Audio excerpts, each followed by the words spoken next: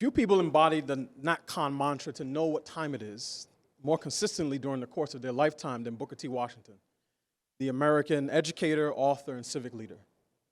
Washington was born into slavery in Virginia in 1856. He was a graduate of the Hampton Normal and Agricultural Institute, now Hampton University, and the first leader of the Tuskegee Institute in Alabama.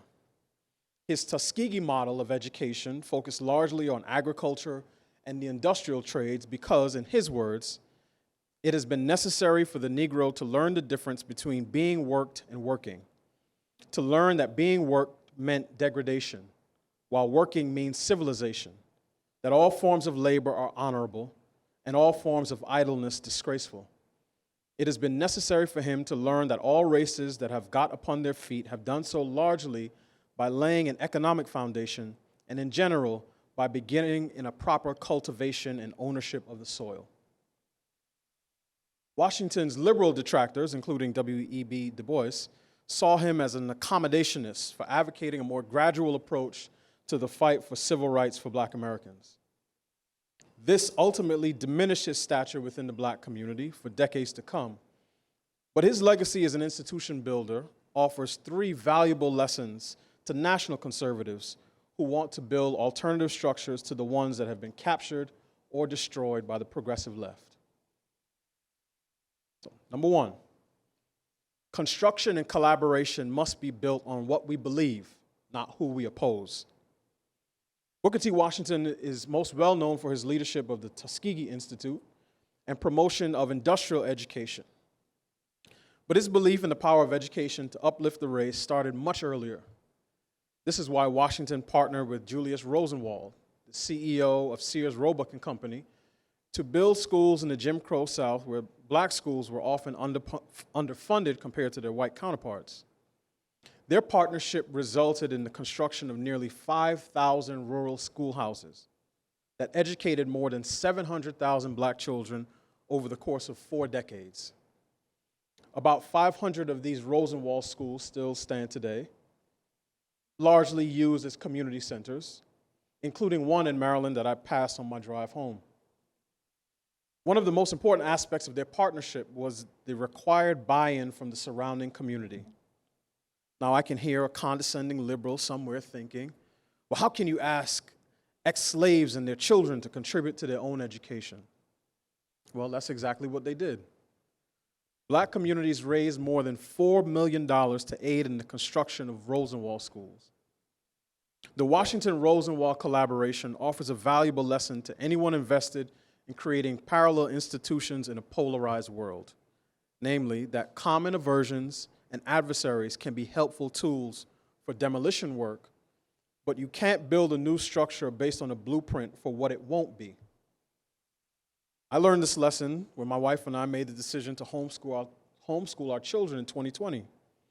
Our daughter attended a public charter school in our DC neighborhood, and while her teachers were nice, I saw the writing on the wall, literally, when the school started to post materials from BLM in the hallway.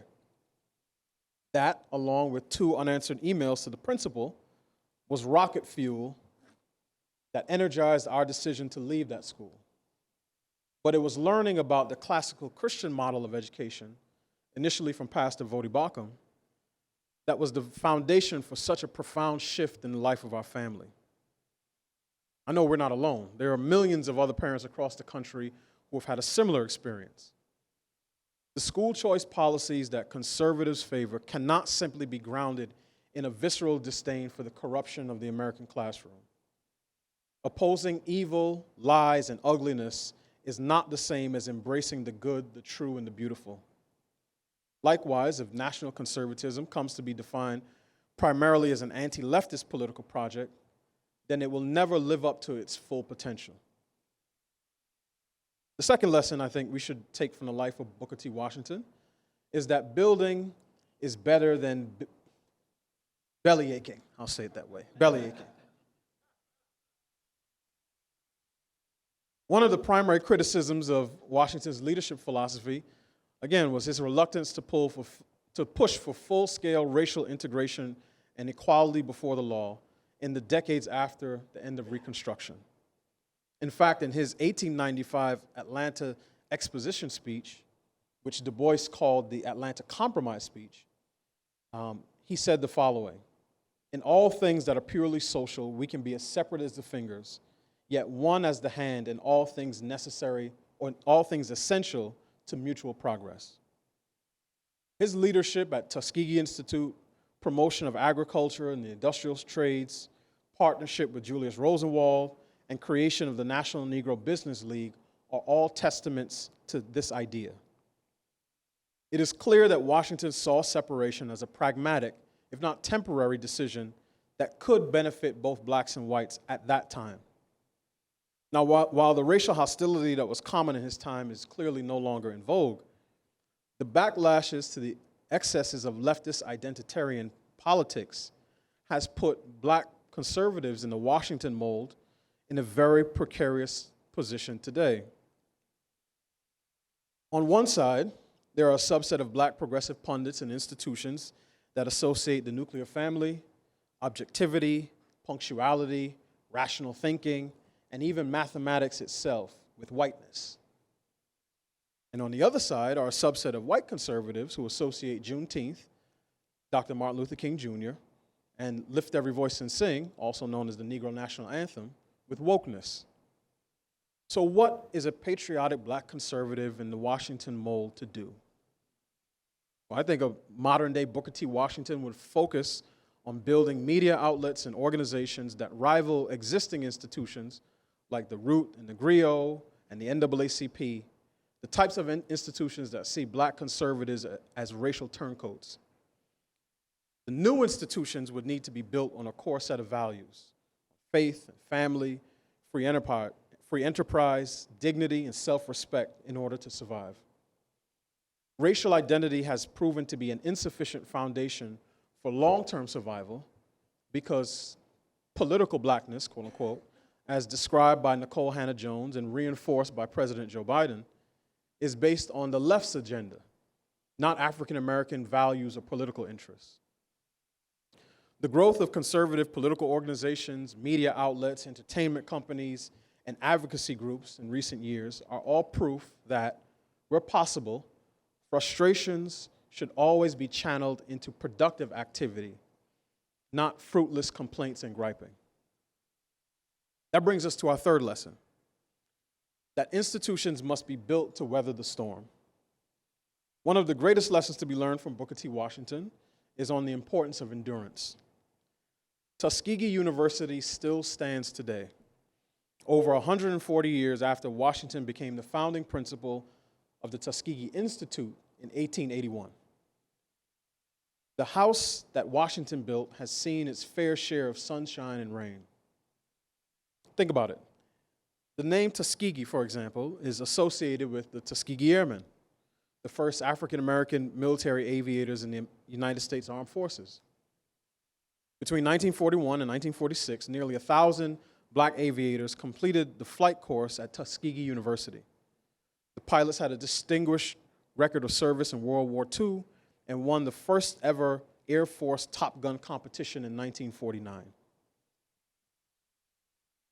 But Tuskegee is also connected to one of the most infamous research experiments in American history, the 40-year study on the effects of untreated syphilis that was conducted by the U.S. Public Health Service. There were close to 400 men in the study who had syphilis when research began in 1932, who could have been treated in the 1940s when penicillin became the standard treatment for the disease. The study is still cited to this day as one of the primary reasons African Americans are skeptical of the medical establishment, including the reluctance many had at receiving the COVID-19 shot. History is littered with political movements, civic organizations, schools, and media empires that made an impact on society for a period of time, then disappeared into the ether. Others remain, but are so far removed from their original mission that they are largely unrecognizable. Conservatives who want to build parallel structures and institutions must think like Washington, meaning thinking about progress in terms of generations, not election cycles. So in conclusion, When it comes to building structures to last, there is no more important institution that needs to be rebuilt than the American family. The median age at first marriage for men and women increased from 23 and 20, respectively, in 1960 to 30 and 28 in 2023. The share of Americans over 40 who have never married increased from 6% in 1960 to 25% in 2021. More than 1/3 of men and women over the age of 20 who have ever married have been divorced. The share of married couple households has decreased from 74% in 1960 to 47% in 2023. Almost a quarter of American children live with a single parent, the highest rate in the world. I try to keep my attempts at cultural psychoanalysis to a minimum, but I can't help but wonder whether the reason there is such a fixation, largely online, from every conceivable demographic about what our ancestors built is because of what we, their descendants, are not building. This is why the culture needs to hear that marriage is important, that marriage should come before having children, that marrying in your 20s is a legitimate choice, that marriage is meant to be for a lifetime, and that having a large family is a blessing. They also need to be reminded that the ideal family structure for every child is to be raised by his or her married biological parents in a loving and stable home. Conservatism must create, restore, or contribute to institutions, whether schools, churches, media, government, that promote these values. Previous generations, imperfect as they were, lived through more difficult circumstances with far fewer material resources and found ways to build strong and stable families. Our generation needs to start building solid families today if we hope to pass on prosperity to our posterity in the future. Thank you.